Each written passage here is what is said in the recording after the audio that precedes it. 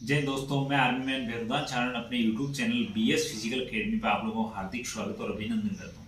दोस्तों, कल क्या हुआ, कोर्ट की भी चर्चा करेंगे अपन, और जो सचिव साहब ने बोली उसकी भी चर्चा करूंगा। तो थोड़ा वीडियो लंबा हो सकता है, तो उसको आप एंड तक देखना। हो सकता है आपके लिए महत्वपूर्ण जानकारी ही रहेगी, ज़्यादा ऐसे नहीं कि फालतू चीज़ें बताऊंगा।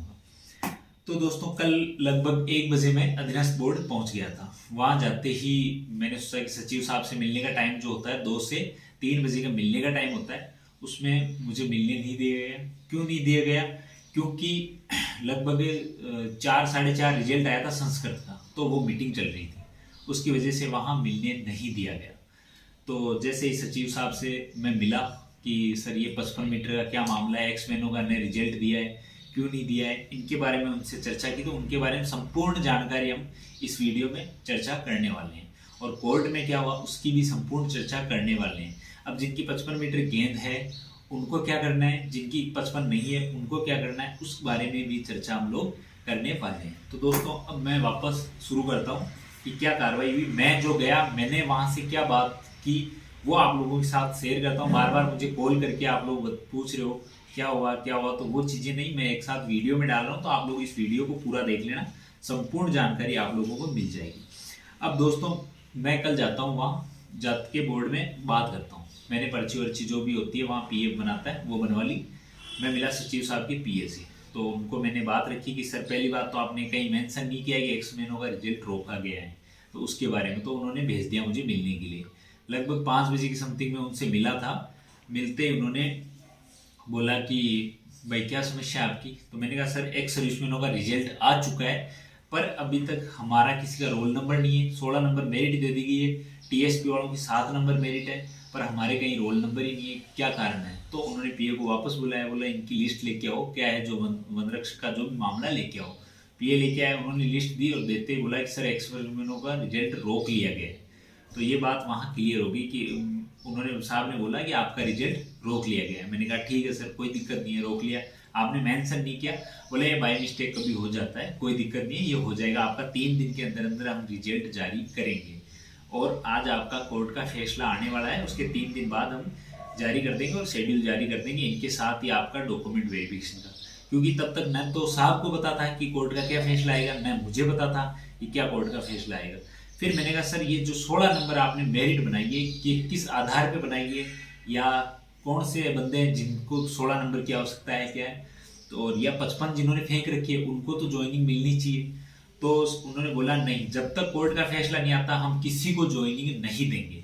और जिसने 55 फेंक रखी है न तो उनका है, न जिसने 20 फेंक रखी है उनका है। ये 16 नंबर है ऑल ओवर राजस्थान में, जो भी एक्समैन वहां फिजिकल देने गया है उसकी मेरिट है, और बंदे अपने मिल नहीं रहे हैं, ठीक है। इस वजह से उन्होंने ये मेरिट पूरी 16 नंबर ऑल ओवर निकाली है। मैंने कहा सर अगर फैसला आता है 55 मीटर के पक्ष में तो क्या होगा। तो बोला 55 मीटर के पक्ष में आता है तो आप खुद ही देख लो कि बंदे मिल ही नहीं रहे हैं। लगभग 450 या 400 बंदे ही मिल रहे हैं, इतने बंदे मिलेंगे नहीं। लास्ट में 150-200 पोस्ट हैं जो बैकलॉग में जाएगी। तो 55 मीटर वाले बंदे मिलेंगे तो मेरिट 5 की 5 ही रह जाएगी, 1 नंबर ही ऊपर नहीं जाएगी अगर 55 मीटर गेंद रहती है तो। अब जिन्होंने 45 फेंक रखी है वो लोग, जिसने 40 फेंक रखी है या जिसने 50 फेंक रखी है वो लोग जा रहे हैं और केस कर रहे हैं। जिन्होंने फिजिकल में जो अनक्वालिफाई है फिर भी केस करके ज्वाइनिंग लेने की कोशिश कर रहे हैं। तो अब सोचो यार, जो 55 मीटर फेंक के बैठा है वो तो ज्वाइनिंग लेने की कोशिश करेगा ही। आप लोग जब अनक्वालिफाई है उसके बाद में भी आप लोग कोशिश कर रहे हो कि हमें इसमें छूट दी जाए और हमें जल्दी ज्वाइनिंग मिले। तो जिस बेचारे ने 55 फेंक रखी है, सब कुछ क्लियर है, उस वो भी तो प्रयास करेगा ही। अब आप लोगों के प्रयास में नुकसान किसको हो रहा है? फौजियों को हो रहा है। इधर अपन एक बंदे ने केस कर रखा है कि 55 रखो, एक ने कर रखा है कि इसको कम करो। तो इसमें ये मामला लटक जाएगा, ये बढ़ती जाएगी 1 से 1.5 साल पे। ये चीज अभी सुन लेना आप, कब जाएगी? 1 से 1.5 साल पे ये बढ़ती चली जाएगी। तो अब क्या करना है अपने को? अब एक मंच पे आना है, सभी एक जगह आ जाओ, जितने भी आप 55 वाले हो वो भी आ जाओ, इधर 45-50 जिसने फेंक रखी है वो भी आ जाओ, और जिनके नंबर वंबर है वो। तो आप लोग एक जगह बैठ के डिसाइड करो कि किसको क्या करना है। अब बार बार केस चलता रहेगा तो केस तो साल चल जाएगा, 2 साल चल जाएगा। और देवड़ा साहब जैसे डेट ले रहे हैं, आपको पता लग गया केस क्या होता है। जैसे बार बार डेट मिल रही है उनको, अपने को पहले 19 को इंतजार था, पहले 12 को था, फिर इस 19 को आया, फिर 20 को, अब 16 अक्टूबर डेट मिल गई है, अब 16 से फिर और मिल जाएगी। ऐसे डेटें चलती रहेगी कोर्ट में, अपना कुछ नहीं होना। सिविलियन तब तक ज्वाइनिंग लेके आराम से अपनी ड्यूटी करेंगे। 1 से 2 साल आपके खराब हो गए, मतलब सैलरी आपकी जा रही है, वो किसी और की नहीं जा रही है। तो अब आपस में झगड़ने का टाइम नहीं है। या तो ऐसा करो, दोनों ही पक्ष आए वहां पर और दोनों ही अपना केस उठा लो। किसी वकील को पैसे खिलाने की जरूरत नहीं है। वकील लोग पैसे खाएंगे, वो किसी के नहीं होते। वो पैसे लेंगे, वो अपना काम करेंगे। अब कोर्ट में क्या होता है, वकील साहब है, वो तो डेट मिल जाती है, वो क्या कर सकते हैं, फैसला तो जज साहब देंगे। वकील साहब क्या कर सकते हैं, वो तो अपने को ये बोल देंगे कि भाई ठीक है, ये लो साहब, ये डेट मिली है। अपन क्या कर सकते हैं, वकील साहब वो यार अपना काम करेंगे, हम उनको मना थोड़ी कर सकते हैं कि नहीं साहब हमें जल्दी है, जल्दी करवाओ, वो नहीं करेंगे। तो वकीलों के चक्कर में, इनके चक्कर में रहो मत। अब यही है कि दोनों पक्ष आओ, दोनों अपने केस उठा लो और मामला रफा दफा कर दो कि जो बोर्ड करेगा, डिसाइड कर देगा जो है। कम से कम जो जो बंदे क्वालिफाई है उनको तो ज्वाइनिंग लेने दो। आपके चक्कर में वो लटक रखे हैं, उनको मत बेचारों को परेशान करो। या फिर ऐसा करो, जो 55 वाले हैं वो एक मंच पे आओ, 200 500 जितने भी है, 150 450 की समथिंग है 55 वाले, वो लोग आओ। इधर जिन्होंने 55 नहीं फेंक रखी है वो आओ, फिर आपस में केस लड़ते रहो। 2026 तक अपने को हो सकता है ज्वाइनिंग मिल जाएगी। 2 साल 1.5 साल लगेंगे, 2 से 2.5 साल में जो केस जीतेगा वो ले लेगा। तो अब फैसला अपने को ही करना है, कोई दूसरा बंदा नहीं आएगा।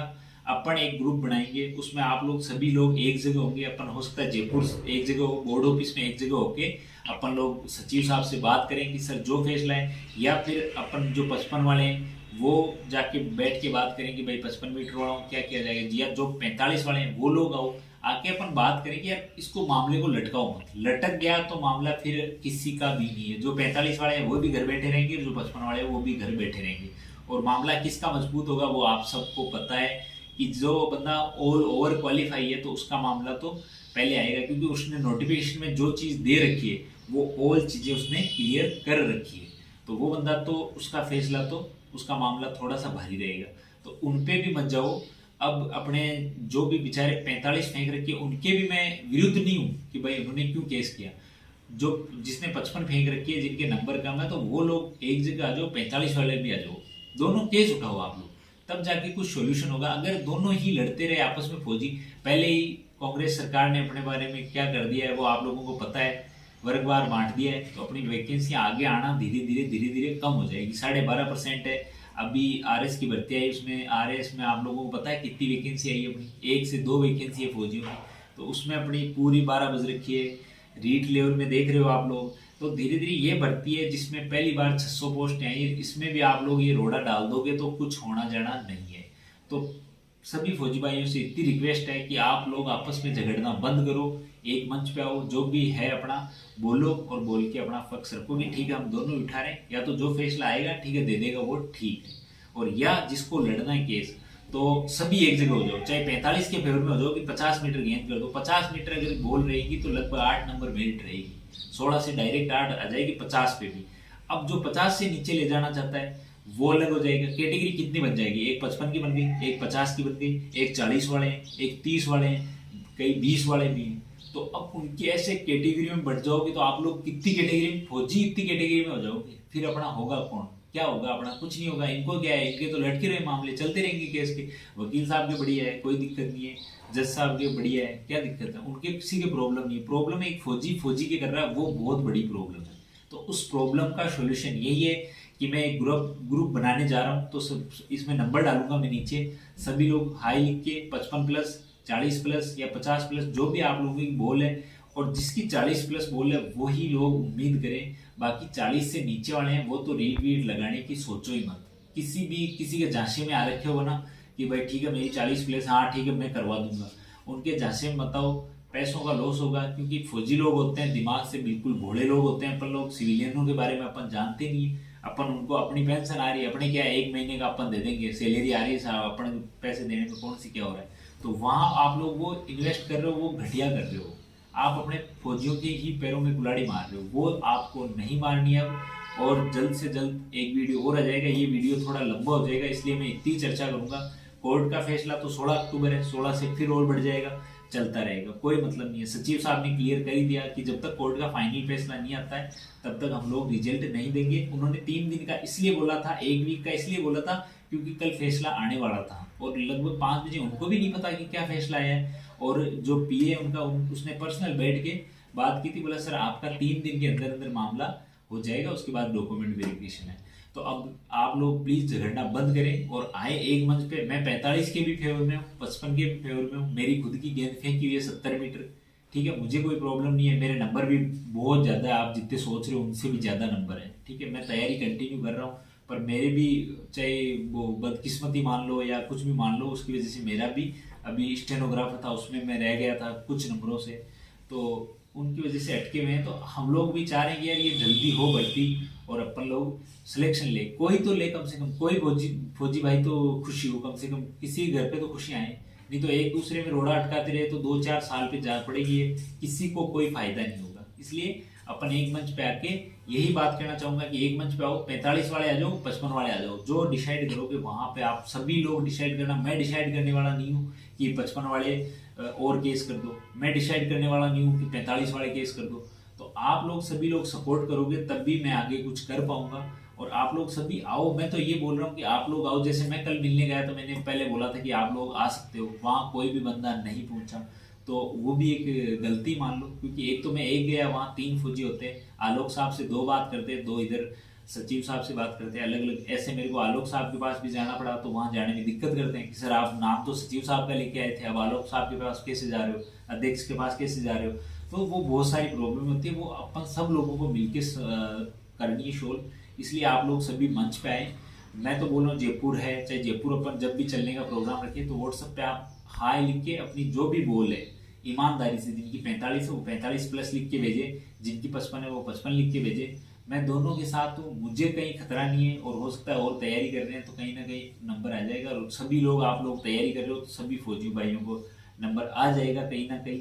पर फिर भी किसी भी भर्ती को लेके अपन आपसी रंजिश में मत फंसो। अपन ही आपसी रंजिश करने लग गए तो फिर अपने से क्या सीख लेंगे लोग। ये कि यार ये तो खुद ही लड़ रहे हैं। कई लोग 30 वाले कर देंगे कि भाई 30 में सर हमने 30 मीटर फेंकी है, हमें थोड़ा सा रिजर्वेशन दिया जाए, यहाँ 40 वाला कर देगा, तो अपन बहुत सारी कैटेगरी में बढ़ जाएंगे। ठीक है, इतना ही वीडियो, आगे की चर्चा और करेंगे। तब तक के लिए जय हिंद, जय भारत। और विशेष तौर से वीडियो को शेयर करना है, कमेंट करना है, उससे मुझे ऊर्जा मिलती है कि हाँ आप लोग मेरा सपोर्ट कर रहे हो। आप लोग जितना सपोर्ट करोगे उतना ही मैं उत्साहित होकर इस चीज़ में और कार्य में भाग ले पाऊंगा। इसलिए जय हिंद।